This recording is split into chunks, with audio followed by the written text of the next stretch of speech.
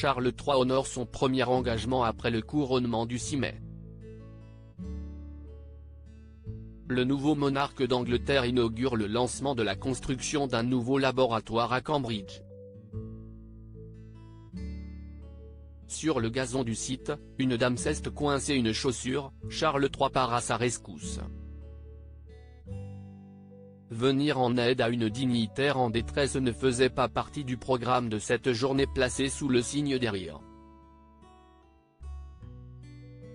Pour son premier jour de travail, le roi Charles III d'Angleterre, fraîchement couronné le 6 mai 2023, a inauguré le lancement de la construction d'un nouveau laboratoire de haute technologie à Cambridge.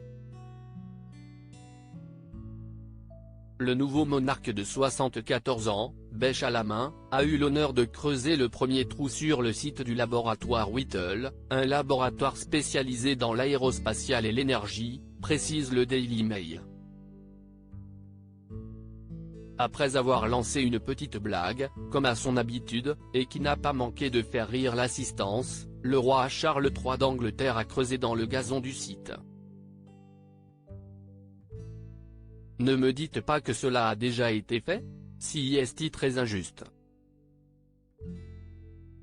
J'avais plutôt hâte de faire un peu de jardinage, a plaisanté le roi Charles III.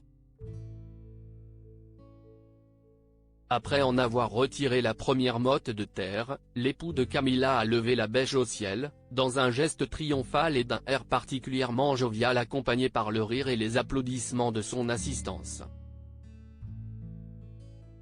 Dame Polly Curtis était près du rebord du gazon quand Charles III s'acquittait de l'un de ses devoirs du jour.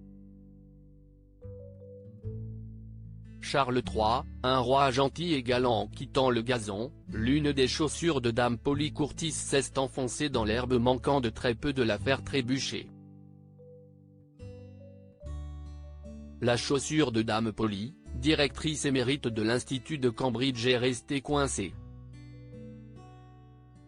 Le roi Charles III d'Angleterre est donc venu à la rescousse pour la soutenir pendant qu'elle se libérait.